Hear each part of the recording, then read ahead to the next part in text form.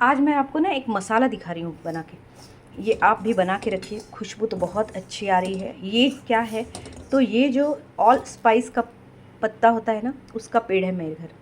तो पौधा है, बहुत बड़ा नहीं होता है वो, 3 फुट तक होता है। तो ये इस तरह का 2 ढाई 3 तक होता है वो। तो ये इस तरह का है ना, ये ऑल स्पाइस का है। अगर आप नीचे ज़मीन में लगाएंगे तो बहुत बड़ा पौधा जैसा हो जाता है वो। तो ये जो है, ये पत्ता है। तो ये अब बारिश होगी तो ये पत्ते सारे मैंने निकाल के सुखा के धूप में रखे हुए हैं, और उसको मैंने थोड़ा सा मिक्सर से निकाल लिया है। अब फिर मैंने इसको भूना है थोड़ा सा तेल डाल के। जो कुछ भी भूने ना, वो थोड़ा तेल डाल के भूने तो वो टिकता है ज़्यादा, और उसकी खुशबू भी रहती है। और एकदम बारीक गैस पे ये इस तरह से फैला फैला के और आपको भूनना है। टाइम लगेगा बहुत, क्योंकि 1-1.5 घंटा लग जाता है इसको भूनने में सारे को। इस तरह से हल्का भूनना है, तभी ये अच्छा और टिकाऊ होगा। 3 महीने का बना के रखें। अब ये जो है, ये ऑल स्पाइस का पत्ता जो है, उसका जो चूर्ण है, ये पीसा हुआ जो है वो 1 कटोरी है। एक ही कटोरी से आपको सारा मेजरमेंट लेना है। ये 1 कटोरी है। ये जो है, ये 4 से 5 प्याज है मध्यम आकार के। उसके बाद ये लहसुन है, 8-10 कलियां लहसुन की है, छिलके के सकट है, छिलके के साथ है, और मराठी में सकट बोलते हैं साथ को। तो छिलके के साथ है। तो इसको मैंने पहले दरदरा पीस लिया, भून लिया। अब फिर मैं पीस लूँगी इसको, तो ये बारीक हो जाएगा। उसके बाद ये भी मैंने प्याज को भी ऐसे ही किया, मिक्सर में से अच्छी तरह से पीस लिया। पीसने के बाद थोड़ा सा दरदरा ही पीसिए, और पीसने के बाद मैंने अच्छी तरह से तेल डाल के एकदम बारीक गैस पे भून लिया। इसके बाद ये जो है, ये टोस्ट है, क्योंकि जब हम ग्रेवी बनाएंगे ना, तो फिर ग्रेवी में अलग से कुछ ना लगे, इसके लिए मैंने ये टोस्ट डाला हुआ है। और ये जो है बादाम दाना है, ये भी भुना हुआ मिक्सर में से निकाला हुआ है, छिलके के साथ है ये भी। तो ये सारा जो है ना, ये सारा अच्छी तरह से भून के अब एक बार और मिक्सर से निकालेंगे, तो फिर ये एकदम बारीक पाउडर जैसा बाज़ार में मिलता है ना गरम मसाला, वैसा हो जाएगा।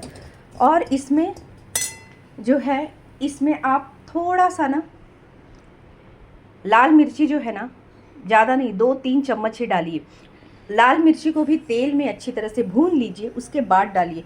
क्योंकि ज़्यादा अगर आप डाल देंगे तो फिर ना किसी भी मसाले में, जो बहुत बड़े लोग होते हैं, बच्चों के लिए कुछ बनाया हमने तो पाव भाजी वगैरह, तो उसमें ज़्यादा तीखा हो जाएगा। तो और उसके बाद ऊपर से आपको जैसा लगेगा ना, वैसे आप तीखा डाल सकते हैं। तो ये किसी भी सब्जी में, दाल में, और नहीं तो दही में डाल के 2 चम्मच उसमें दही डाल के, और वो आप ये खा सकते हैं। बहुत टेस्टी लगता है, ये टिकता भी है बहुत, और आपका टाइम भी बचता है। और बाहर का जो हम अलग अलग मसाला लाते हैं ना बहुत सारा, तो ये इतना टेस्टी हो जाता है कि किसी भी सब्ज़ी में आप डालेंगे ना, तो इसका फ्लेवर अच्छा ही आता है। ये देखिए, थोड़ा ये मसाला डालिए, उसके बाद आपको पाव भाजी, उसके बाद जिसका भी मसाला डालना है तो डाल सकते हैं। पर ये मसाला आपने डाला तो टेस्ट बहुत अच्छा आता है सारे सब्जियों का, किसी भी मसाले वाले सब्जियों का। अब इसमें थोड़ा मैं क्या करूँगी कि और टेस्ट बढ़ाने के लिए 2 चम्मच मैंने, बड़ी कटोरी से 1 कटोरी है, 2-2.5 चम्मच ये मैंने बेसन डाल दिया। अब ये बेसन भी मैं ना इसको भूनूंगी इस तरह से। ये कढ़ाई में जो भी लगा हुआ था ना ऑल स्पाइस का मसाले का खुशबू, वो सारा इसमें उतर जाएगा। और इसमें भी मुझे तेल डालना है, इसमें भी आप तेल डालिए, बिना तेल का नहीं। और ये सारा जब मसाला बनाएंगे तो इसमें 2 से 3 चम्मच आपको नमक डालना है। ये देखिए, ये तेल डाल दिया मैंने। तेल डालने से क्या होता है, टेस्ट बढ़ता है, टिकता है ज़्यादा, और खुशबू भी बहुत अच्छी आती है। तो इस तरह से तेल डाल के मैंने इसको भी लाल अच्छी तरह से भून लूँगी मैं।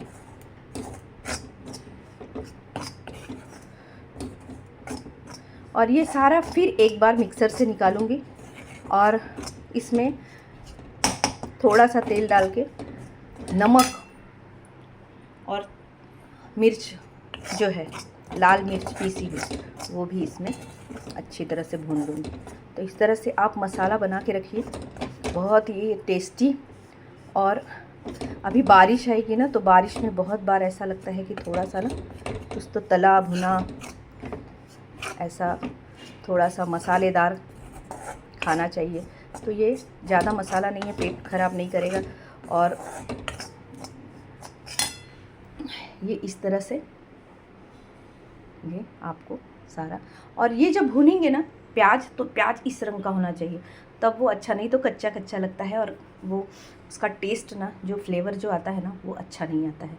और लहसुन को भी अच्छी तरह से इस तरह से भूनना है, ये भी ऐसे ब्राउन में थोड़ा सा आ जाना चाहिए, तो ही ये टेस्टी लगेगा। और फ्लेम जो है ना एकदम बारीक रखिए। अगर आपने थोड़ा सा भी फ्लेम जो है बढ़ा दिया ना, तो फिर अगर थोड़ा भी ना कहीं पे जल गया तो वो जो है उसका टेस्ट सारा, पूरे मसाले का टेस्ट ख़राब हो जाएगा।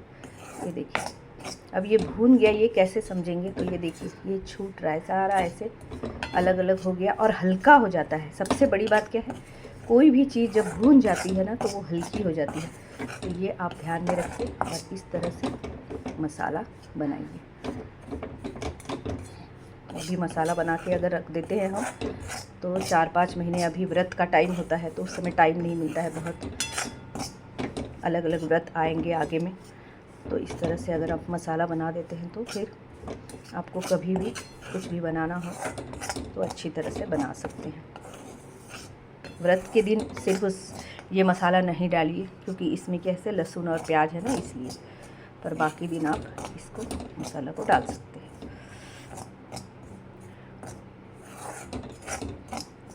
इसी तरह से आप तिल, उसके बाद हमारा नारियल जो होता है वो, तिल, नारियल और कड़ी पत्ता, ये 3 मिक्स करके और उसको भी रख सकते हैं, तो वो भी अलग एक मसाला बन जाता है। कुछ जो सूखी सब्जियां होती है ना, उसमें वो तिल वाला मसाला डालिए। और जो हमारी स्पाइसी थोड़ी सब्जियां बनानी होती है, भर के बनाते हैं, जैसे भरवा बैगन, उसके बाद भरवा मिर्च, तो इसके लिए ये वाला मसाला बहुत टेस्टी होता है। ये बेसन अच्छी तरह से भून गया है, अच्छी तरह से भूनना है। तो किसी भी चीज़ को अच्छी तरह से भूनना है, एकदम बारीक फ्लेम पे भूनना है, तो वो अच्छी तरह से भूनता है और उसका टेस्ट अच्छा आता है। इस तरह से मैं थोड़ी देर रख दूँगी गैस को बंद करके, तो अच्छी तरह से और भून जाएगा। बस ठंडा हो जाए सब ना, तो फिर एक बार मिक्सर से निकालूंगी और डब्बे में भर के रख दूँगी। इसमें नमक 2 चम्मच और 2 चम्मच लाल तिखट, लाल मिर्ची जो होती है पीसी, वो डालनी है। बस हो गया ये।